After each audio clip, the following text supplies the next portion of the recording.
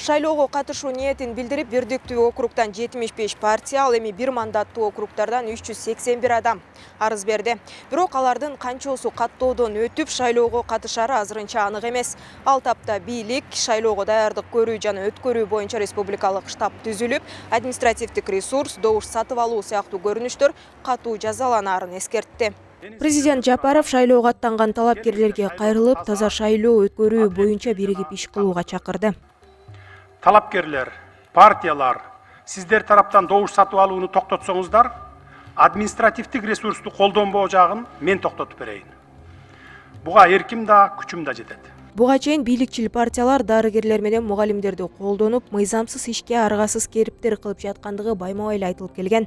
Атүгүл өткөн 2020-жылдагы жыйынтыгы жокко чыккан шайлоодо бир катар көрүнүштөр байкалган айтылган. Шайлоого коомдук көзөмөл жүргүзгөн Таза шайлоо бирикмесинин эксперти Тимур Арыковдун айтымында, админ ресурсту колдонуу сыңары бузууларды мыйзам түрүндө далилдөө оордукка турат. Административдик ресурсту колдонуу боюнча мыйзам жактан, юридикалык жактан мындай тастыктоо жана орусча айтканда доказательный базаны ушу чогултуш оңойго турбайт да. Биринчиден эмнеге дегенде биздин же жарандар өзүлөрү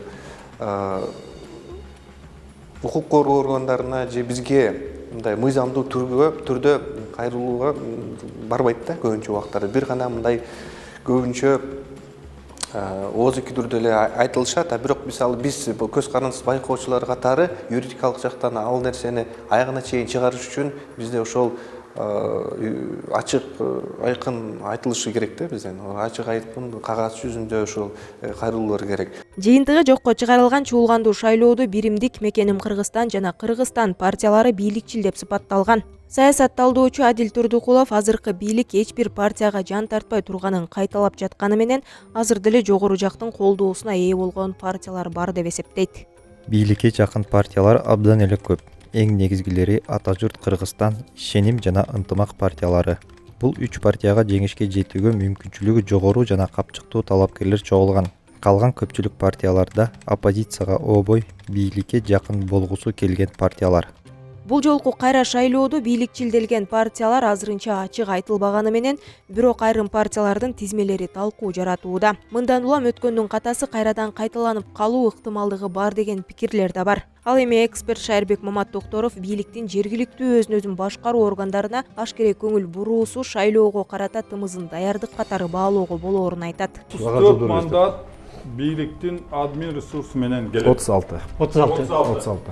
Экөөсү мындайраак саясатчы келет деп айтпады, булардын квотасында калтыралды да. Ошондо 34-ү админ ресурс менен жергиликтүү жаңы машинаны неге миндирип атасыз бүгүн? Эртеңки шайлоодо мен айткан эмени өткөзөсүн деп миндирип атам да. Сизге ошон үчүн иштесин деп. Сизге укукту алып берип атам. Айыл өкмөттөрдүн укугун азайтып. Белгилей кетсек, өлкөнүн тарыхында парламенттик шайлоонун жыйынтыгы жокко чыгып, 1 жылдан кийин кайра шайлоо өткөн учур биринчи жолу болуп жатат.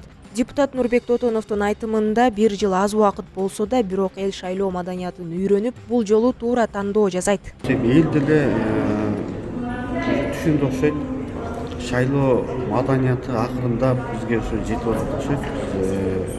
Шайлоо кандай болуш керек, шайлоодон кийин кандай болуш керек. Акырындап жетип келе жатат элге деле.